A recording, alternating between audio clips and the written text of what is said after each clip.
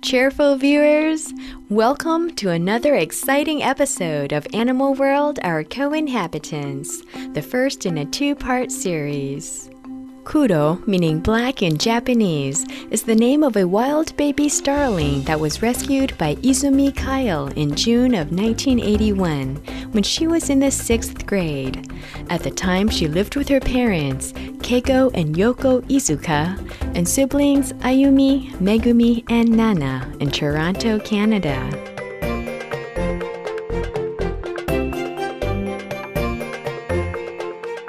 I remember walking by the schoolyard and around this playground, seeing a nest in there, not realizing that, there was a little bird that would be part of our family for years thereafter, nesting there. The European starling, a small to medium-sized passerine bird, is one of the most abundant garden birds in Europe. Their unique ability to mimic human speech is referenced in William Shakespeare's play, Henry IV, Part 1. In a project to introduce to North America every bird ever mentioned in a Shakespeare play, the species was first brought to the United States in 1890. Strong and highly adaptable, these adorable birds have even spread to Asia and Australia. Kuro lived with the Izuka family for 19 happy years, nearly 4 times the average lifespan of a starling. In fact, at age 18, Kuro set a record by being the world's oldest living domesticated starling. Izumi now shares with us how the story began.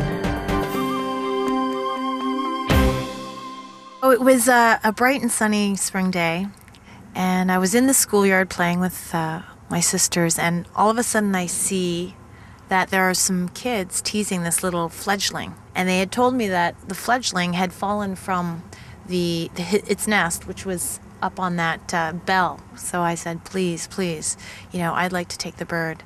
And I found a little styrofoam cup, and I put little nesting in it, and I brought home Kuro, and Kuro barely had any feathers on its head. So it was a very, very young starling when I found him many years ago. Izumi's family has always been big fans of animals, but no one had any experience in caring for a tender young fledgling. The family named the little one Kuro, thinking that he was a blackbird.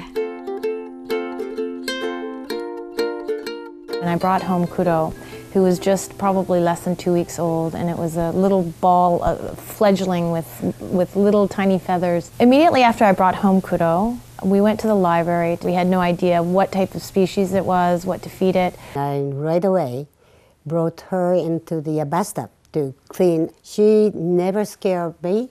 That is the first time I contact with her. And very quickly we understood that it was the common European starlings. And it talks about making sure that starlings are fed around the clock, something that's high in protein and fat. And so we would put a little bit of food on the end of a chopstick, and immediately Kuro would open its mouth, and we would feed it, probably every half hour on the hour for at least 8 hours a day. She really enjoyed it. It's so tame, and then it's great for the kids too. So the first day start like that. To everyone's delight, Kuro fell in love with Izumi's family too.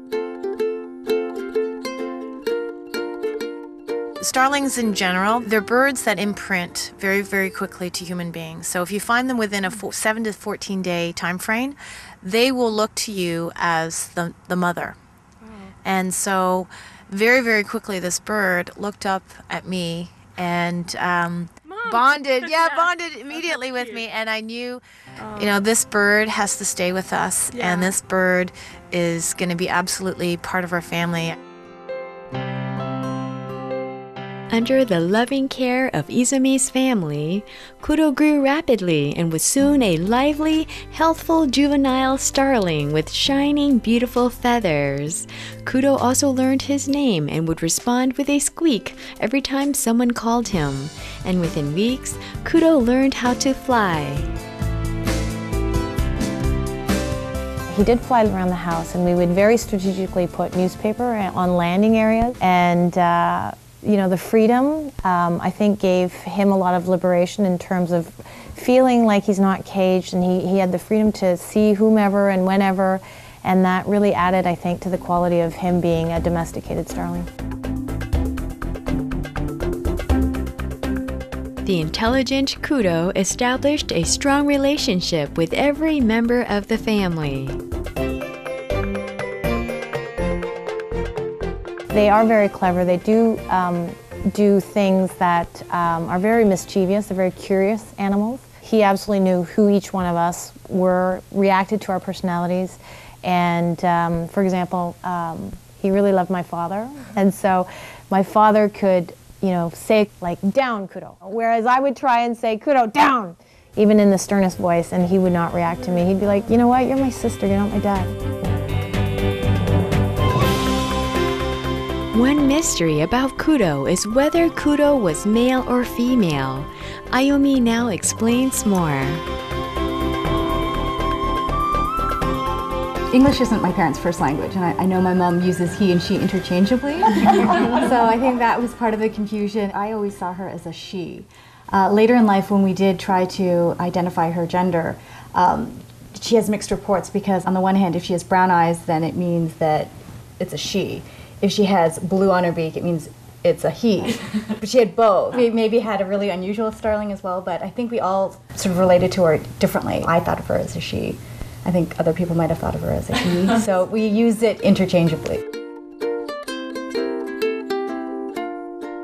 When Kudo was a few months old, it was discovered he could say things like "good bird," "pretty bird," "kiss," "Kudo stay," and many combinations thereof.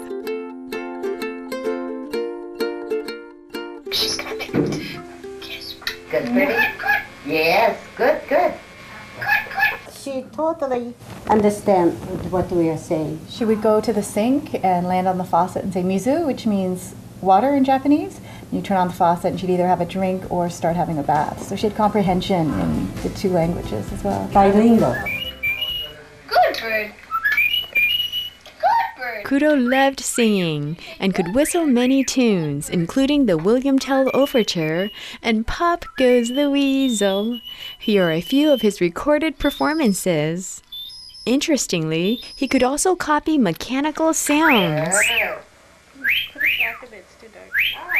Starlings, they are a type of bird that can mimic, and they don't have their own song. Robins or other wild birds have their own distinct call.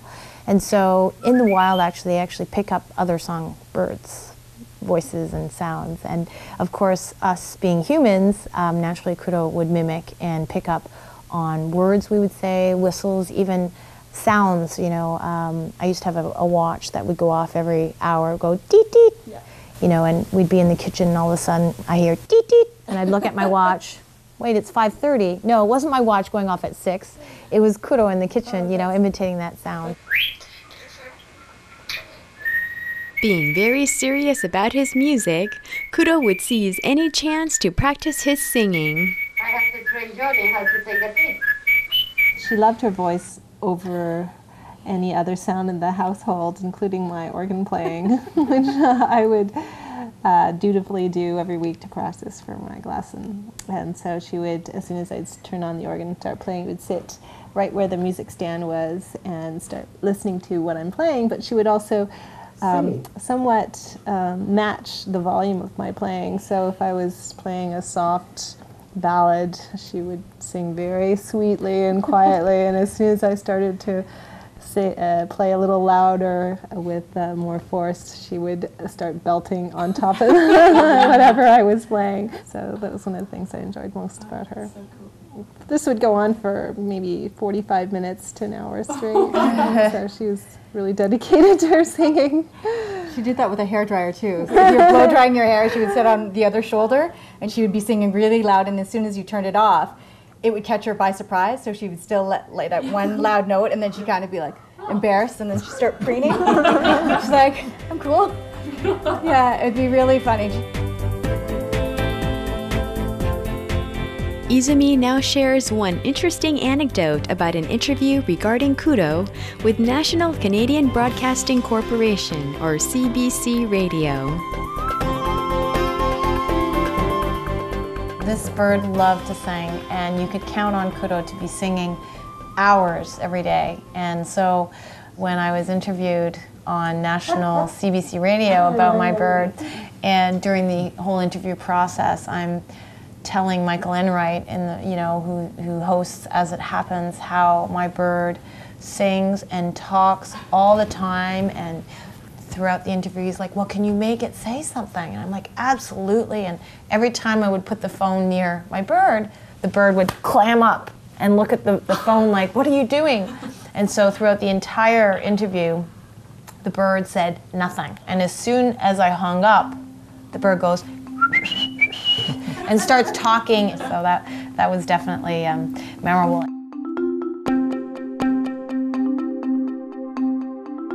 The adorable kudo brought much love, laughter, and light to the Izuka family. They all deeply treasured him like a fellow family member. One day, out of curiosity, kudo flew away from the house when the door was left open a little longer than usual. Having never left home before, what was the result? To find out, please join us tomorrow on Animal World, Our Co-Inhabitants, for the conclusion of the fascinating story of kudo. For more information on kudo the starling, please visit www.starlingtalk.com/kudo.htm. Thank you for your pleasant company on today's program. May our spirits forever soar high above like our bird friends. For more details, please visit www.suprememastertv.com/AW.